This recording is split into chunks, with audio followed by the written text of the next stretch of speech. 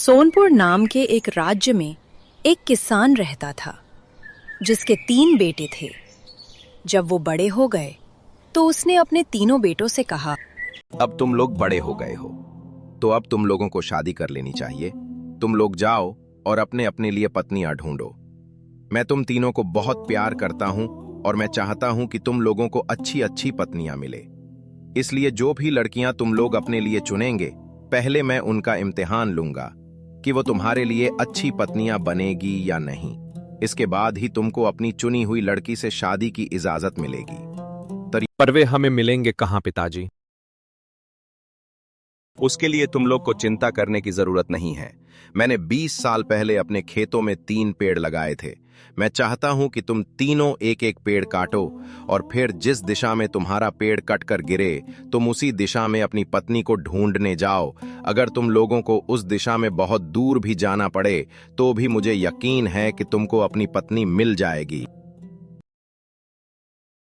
ठीक है पिताजी, जैसा आप कहे।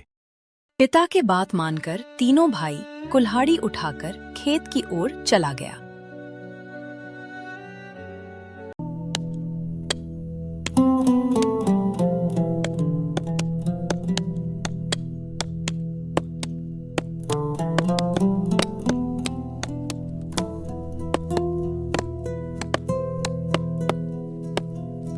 सबसे बड़े बेटे ने जब पेड़ काटा तो वो पेड़ पूरब की तरफ गिरा।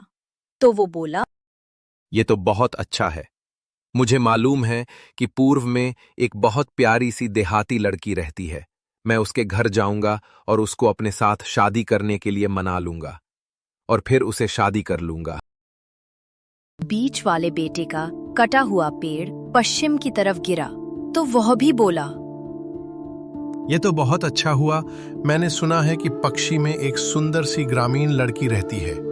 मैं उसके घर जाऊंगा, उसे शादी के लिए राजी करूंगा और फिर उससे विवाह कर लूंगा। जब सबसे छोटे यानी तीसरे बेटे ने अपना पेड़ काटा तो वह उत्तर की तरफ गिरा। उसे उत्तर की तरफ जाते देख उसके दोनों बड़े भाई हंस पड़े। उन्हें यकीन था कि उत्तर में तो सिर्फ जंगल है, वहां भला कोई लड़की कहाँ मिलेगी। तुझको तो किसी जंगली लोमड़ी या फिर भेड़ से शादी करनी पड़ेगी, क्योंकि उत्तर में तो कोई लड़की है ही नहीं। फिर भी सबसे छोटा बेटा, जिसका नाम आदित्य था, अपने पिता की इच्छा का मान रखते हुए पत्नी की तन्नास में जंगल की ओर चल पड़ा। उसके दोनों बड़े भाइयों ने अपनी होने वाली पत्नियों को खुश करने के लिए उपहार चुने और अलग अलग दिशाओं में रवाना हो गए। आदित्य भी उत्तर दिशा में घने जंगल के बीच से गुजरता हुआ आगे बढ़ने लगा। हालांकि उसे पूरा यकीन है कि वहां कोई लड़की नहीं मिलेगी जो उसकी पत्नी बन सके। इसके बावजूद वह बिना रुके जंगल के अंदर दूर तक चलता चला गया। कुछ समय बाद वह एक झोपड़ी के पास पहुंचा। झोपड़ी को देखते ही उसके दिल तेजी से धड़कने लगा। उसे अचानक ये एहसास हुआ कि शायद उसे यहाँ उत्तर में ही अपनी पत्नी मिल जाए। अंदर का दृश्य देखकर वो हैरान रह गया। झोपड़ी पूरी तरह खाली थी। केवल एक छोटी सी चूहिया एक मेज पर बैठी हुई थी। अरे यहाँ तो कोई नहीं है। इधर देखो, मैं यहाँ हूँ। मैं यहाँ हूँ आदित्य, इधर देखो। अरे तुम तो एक छोटी सी चूहिया हो और तुम मेरा नाम नहीं जानती हो। वाह यार, मुझे तो आशा थी कि मुझे यहाँ एक सुंदर सी लड़की मिलेगी जिसे मैं अपनी पत्नी बनाऊंगा। सुंदर सी लड़की। तब आदित्य ने चूहिया को अपने और अपने भाइयों की शादी के बारे में और अपने पिता की इच्छा बताई। फिर वो बोला, हाँ, मुझे पता है कि मेरे दोनों भाई अपनी अपनी पत्नियां ढूंढ लेंगे, पर मैं ये नहीं चाहता कि मेरे पिता मुझसे निराश हो या ये सोचे कि मैं अपनी पत्नी ढूंढ नहीं सका। मैं भी उनकी इच्छा पूरी करना चाहता हूँ, लेकिन मुझे समझ नहीं आ रहा कि मैं क्या करूँ। तो तुम मुझसे ये क्यों नहीं कहते कि मैं तुम्हारी पत्नी बन जाऊं? यहाँ उत्तर में तो कोई लड़की रहती नहीं, लेकिन मैं तुम्हें बहुत प्यार करूंगी और हमेशा तुम्हारे लिए वफादार भी रहूंगी। चूहिया की मीठी आवाज सुनकर आदित्य खुश हो गया और अपने आप से बोला, हाँ ठीक है, वो छोटी सी चूहिया, मैं अपने पिता से जाकर कह दूंगा कि मुझे अपनी पत्नी मिल गई है। आदित्य को समझ में आ गया कि वो चूहिया ठीक कह रही थी, तो वो चूहिया को वहीं छोड़कर अकेला ही घर वापस लौट गया।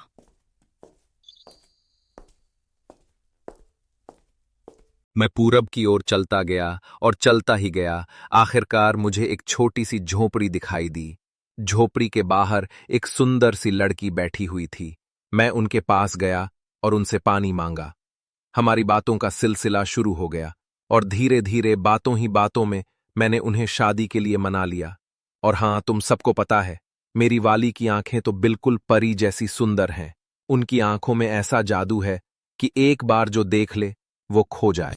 हाँ, और मेरी वाली भी किसी से कम नहीं। उसके बाल और मुस्कान दोनों ही बेहद खूबसूरत हैं।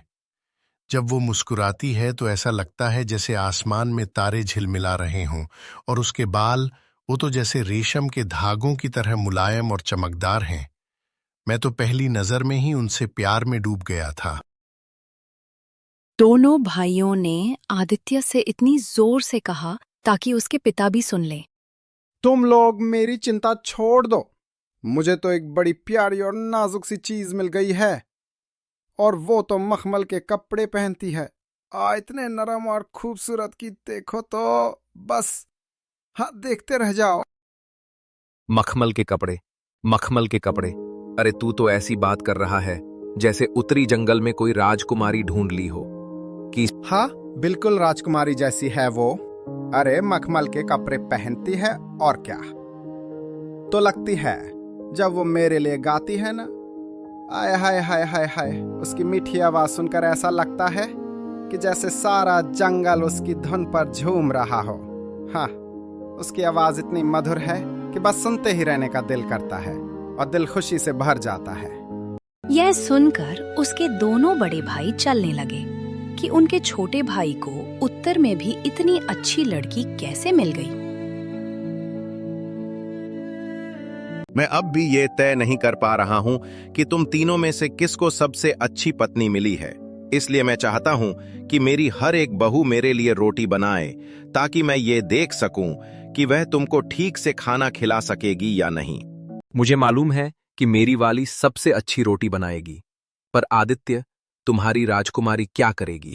अब पता नहीं, ये तो मुझे उससे पूछने पर ही पता चलेगा।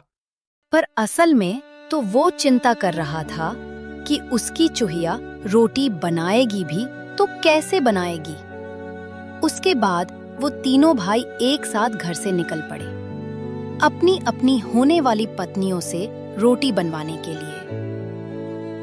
छोटी चूहिया ने जब आदित्य को वापस आते देखा तो वो खुश हो गए।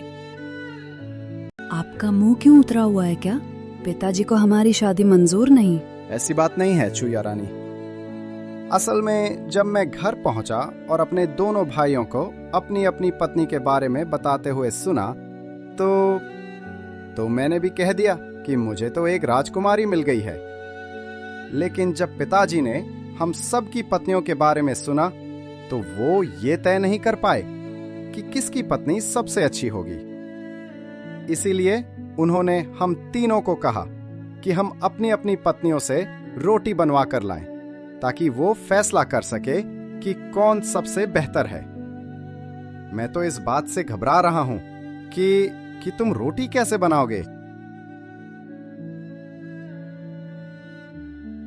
आदित्य ने देखा कि छोटी चूहिया के बुलाते ही दरवाजे से बहुत सारे चूहे बाहर आ रहे थे। छोटी चूहिया ने उनसे कहा, तुम सब जाओ और गेहूं के सबसे बढ़िया वाले दाने लेकर आओ। वो सब चूहे तुरंत वहां से चले गए और कुछ ही देर में गेहूं के सबसे बढ़िया वाले दाने लेकर वहां आ गए। छोटी चूहिया ने उन गेहूं से रोटी बनाना शुरू कर दिया। आदित्य बड़े आश्चर्य से उस छोटी चूहिया को गेहूं के दाने से रोटी बनाते हुए देखता रहा। अगले दिन तीनों भाई अपनी अपनी रोटियां लेकर पिता के पास पहुंचे। एक एक करके दोनों बड़े भाइयों ने रोटी पिता को दी। पिता ने पहले दोनों बड़े भाइयों की रोटी चखी और कहा, तुम दोनों की होने वाली पत्नियों ने बहुत अच्छी रोटियां बनाई है, जैसे देहाती लड़कियों से रोटी बनाने की उम्मीद की जाती है, उन्होंने वैसे ही रोटियां बनाई हैं। वो संतोष था कि शादी के बाद उसके दोनों बहुएं उसके बेटों को ठीक से खाना खिलाती रहेगी। तब आदित्य ने अपनी रोटी अपने पिता को दी। पिता ने रोटी को चखा और बोला, अरे ये रोटी तो बहुत ही सुंदर और सफेद है, जरूर किसी बढ़िया और महंगे अनाज से बनी है। लगता है कि तुम्हारी होने वाली पत्नी बहुत अमीर है। हाँ पिताजी, उसने तो बस इशारा किया और उसके नौकर तुरंत आटा लेकर हाजिर हो गए। फिर उसने उसी आटे से रोटी बना दी। बस बन गई रोटी। ये सब तो बहुत अच्छा था। अब मैं तुम लोगों की होने वाली पत्नियों से मिलना चाहूंगा ताकि फिर तुम लोगों की शादी की जा सके। तो तुम लोग जाओ और उनको यहां लेकर आओ। अगर मैं अपनी होने वाली पत्नी को यहाँ लेके आऊं तो मेरे बड़े भाई जब देखेंगे कि वो एक चूहिया है तो वो मुझ पर फिर से हंसेंगे और मेरे पिता भी हमारी शादी पर राजी नहीं होंगे। लेकिन मैं इन सब की चिंता नहीं करता। उसने मेरे लिए रोटी बनाई, मेरे लिए कपड़ा बुना और वो बहुत प्यारी और दयालु भी है। मैं तो बस उसकी परवाह करता हूँ, अब चाहे वो चूहिया ही क्यों ना हो। ये सोचकर वो फिर से चूहिया की घर की ओर चल पड़ा ताकि वो उसे लेकर अपने पिता से मिलवा सके। जब वो फिर से उस झोपड़ी में पहुंचा तो चूहिया ने उसे देखते ही खुशी से उसके पास आ गई। चूहिया रानी, मेरे पिता को तुम्हारे हाथ से बुना हुआ कपड़ा बहुत पसंद आया।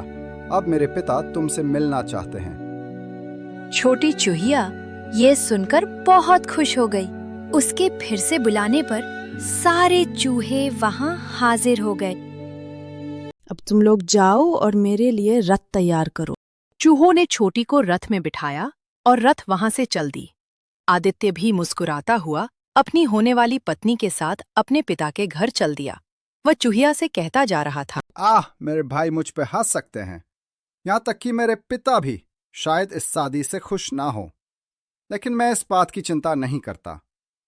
मैं हमेशा तुम्हारी रक्षा करूंगा और हम दोनों हमेशा खुश रहेंगे। मैं तुम्हें उसी तरह प्यार करूंगा और सम्मान दूंगा जैसे कोई अपनी असली पत्नी को देता है। जब वे जा रहे थे तो उनको एक नदी पार करनी थी और जैसे ही वह नदी पार करने लगे तो वहां हवा बहुत जोरों से चलने लगा। चूहिया नदी में गिर गई और गिरकर डूब गई। ओ छोटी चूहिया, मुझे तुम्हारे इस तरह पानी में गिरने का बेहद अफसोस है। तुम मेरे ऊपर कितना मेहरबान थी और तुम्हारी प्यारी बातें मुझे हमेशा याद आएंगी। अब जब तुम चली गई हो, मुझे एहसास हो रहा है कि मैं तुम्हें अपनी असली पत्नी की तरह ही चाहता था।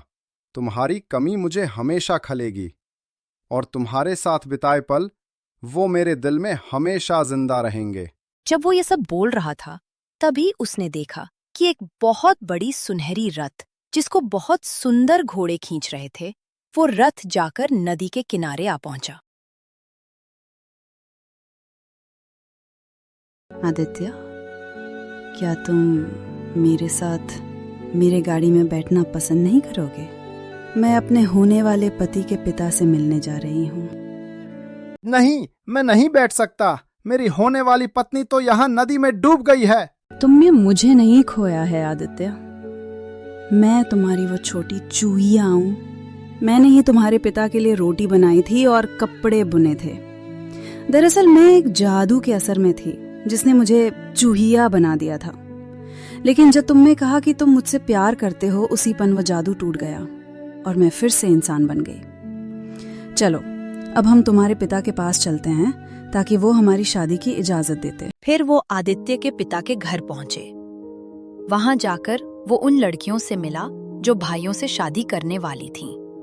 पिता ने सबको अपना आशीर्वाद दिया और अपने सब बेटों की शादी उन लाई हुई लड़कियों से करवा दी। आदित्य के दोनों बड़े भाई अपनी पत्नियों के साथ अपने पिता के यहाँ आराम से रहने लगे। आदित्य अपनी चूहिया से बनी राजकुमारी के साथ उसके राज्य चला गया। वहां वो दोनों खुशी खुशी जीवन व्यतीत करने लगे।